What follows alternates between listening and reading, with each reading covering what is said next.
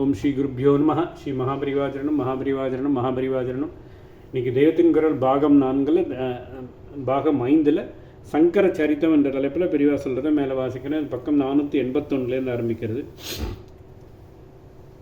சத்வித்வான் உபஸ்ருபதாம் பிரதிதினம் தத்பாதுகா சேவியதாம் பிரம்மைக்காட்சரம் அத்யதாம் ஸ்ருதிசிரோ வாக்கியம் சமாகர்ணியதாம் பிரம்மாஸ்மீதி விபாவிதாம். நானே பிரம்மம் என்று பாவனையை ஏற்படுத்தி கொண்டு அப்புறம் பாவனை அனுபவமாகவே நன்றாக முற்றி நீயே பரபிரம்மமாகவே நிற்க வேண்டும். பரபிரம்மாத்மா சதீயதாம் என்று நம் உபதேசத்தை முடிக்க வேண்டும். அங்கே ஒன்றும் பண்ண வேண்டாம், ஒன்றின் உறவும் வேண்டாம். எல்லா காரியத்துக்கும் முழுக்கு போட்டுவிட்டு ஏகாந்தத்தில் சௌக்கியமாக இருக்க வேண்டியது. மனசை கழட்டி போட்டுவிட்டு ஆத்மாவையே அனுபவித்து கொண்டு சும்மா கிடக்க வேண்டியது. ஏகாந்தே சுகமாசியதாம் பூர்ணாத்மா சுஷமீக்ஷியதாம். ஏதாவது பண்ணிக்கொண்டே இருக்கும் இயல்புடையவர்களான கர்மசங்கிகளை முதலில் தப்பு பண்ணாமல் நல்லது பண்ணும்படியாக கர்மானுஷ்டானம் ஈஸ்வர பூஜை என்று ஈடுபடுத்த வேண்டியதான். ஆனாலும் நல்லது நல்லது என்று நினைத்து கொண்டிருக்கிற இந்த எல்லாவற்றிலும் கூட கெடுதலாக ஏதாவது கலந்து வந்து கொண்டுதான் இருக்கும். காரியம் என்றால் முழுக்க நல்லதாகவே இருக்க முடியாது. எதற்காவது இம்சை, யாருக்காவது கஷ்டம், எதுவாவது நஷ்டம் என்று ஏற்படுத்தாமல் ஒரு காரியமும் இல்லை. எந்த சத்காரியமானாலும் கூட இப்படித்தான். எத்தனை தான் நல்லதை நினைத்து பரமோபகாரம் பண்ணுவதாக பெருமைப்பட்டு கொண்டு செய்வதிலும் நல்லதற்கில்லாத அம்சங்களும் கொஞ்சமாவது கலந்துதான் வரும். கலப்படமற்ற நன்மை எதுவும் இல்லை.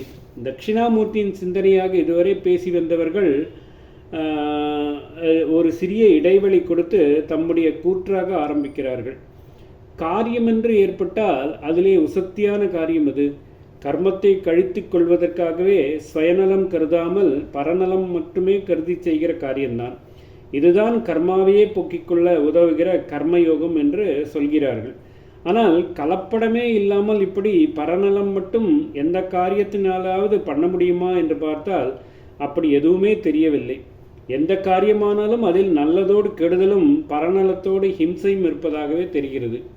லோகக்ஷேமத்திற்காகவே யுத்தம் பண்ணு என்ற கர்மயோகத்தை உபதேசம் செய்து அர்ஜுனனின் பிடரியை பிடித்து பகவான் தள்ளி அந்தப்படியே அவனும் பண்ணினானே. அதனால் கலப்படமே இல்லாமல் அன்மிக்ஸ்டு அன்அல்லாய்டு என்கிறார்களே, அப்படிப்பட்ட சர்வக்ஷேமமாக வந்தது.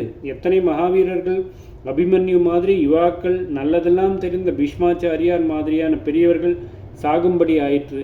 இரத்த வெள்ளம், கைகால்கள் மீன் மாதிரி மிதந்து கொண்டு, அறுபட்ட சிகை பாசி மாதிரி பறந்து கொண்டு என்று யுத்த வர்ணனை படிக்கும்போது ரத்தம் சில்லிட்டு போகிறது.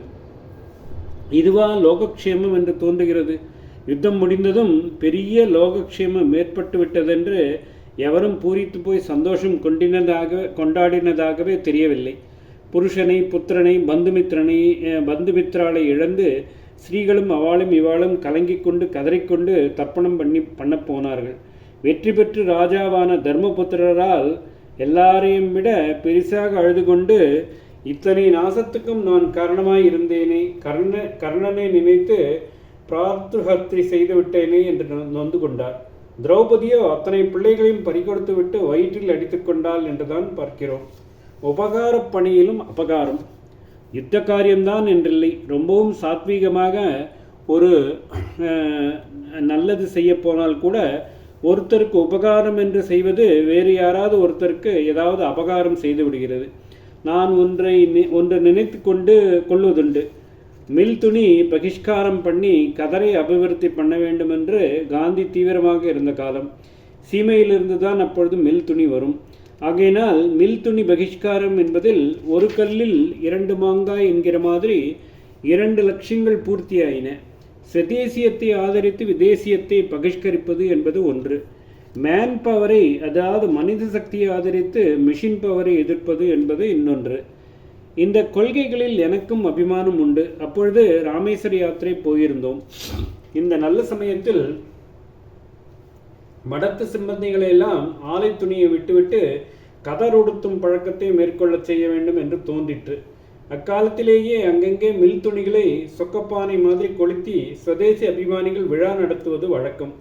எனக்கென்னவோ அச்சேதனமான துணிதான் என்றாலும் அதை கூட நெருப்பில் போட்டு கொளுத்துவது என்றால் இம்சை மாதிரி தோன்றிற்று. இப்படி இல்லாமல் சாத்வீகமாக குளிர்ச்சியாக ஜலசமாதி என்று சொல்கிறார்களே, அப்படி ஆலையில் உற்பத்தியான வஸ்திரங்களை சமுத்திரத்தில் போட்டுவிட்டு, அதாவது மடத்து சிப்பந்திகள் எல்லாரையும் கதர் கட்டுக்கொள்ளும்படி பண்ணலாம் என்று நினைத்தேன். அப்படியே தனுஷ்கோடியில் எல்லோரும் ஸ்நானம் செய்தவுடன் மில் துணி உடுத்தி கொண்டிருந்தவர்கள் அதை சமுத்திரத்தில் போட்டுவிட்டு கதர் கட்டிக்கொள்ள ஆரம்பித்தார்கள். மதுரையிலிருந்து இதற்காக நிறைய கதர் வஸ்திரங்கள் தருவித்திருந்தோம். தலா 2 ஜோடி கதர் சோமனும் வேஷ்டியும் மேல் வேஷ்டியும் கொடுத்தது. கைத்தொழிலை ஆதரிப்பது மேனுவல் லேபர் என்றால் மட்டமாக நினைக்காமல் யாராயிருந்தாலும் ராட்டினத்தை சுற்றி நூற்பது, அதனாலேயே வீண் பேச்சு முதலியவற்றில் போகாமல் ஒரு டிசிப்ளினில் வருவது, நம் தேசத்துக்கு என்று என்ன உண்டோ அதோடு திருப்தியாக இருந்து விதேச சரக்குகளில் மோகத்தை விட்டு நம்முடைய பண்பாட்டை காப்பாற்றுவது, நம் நாட்டு பணம் அநியாயமாக வெளிநேதேசத்துக்கு போகாமல் தடுப்பது, பல ஏழைகளுக்கு ஜீவனோபாயம் கிடைக்க பண்ணுவது என்று இத்தனை அம்சங்கள் மில் துணியை பகிஷ்கரித்து கதரை ஆதரிப்பதில் இருக்கிறதல்லவா? அதனால் இது ரொம்ப நல்ல திட்டமாகத்தானே தெரிகிறது. ஓம் ஸ்ரீ குருப்யோ நமஹ. ஸ்ரீ மகாபரிவாஜரணம் மகாபரிவாஜரணம் மகாபரிவாஜரணம்.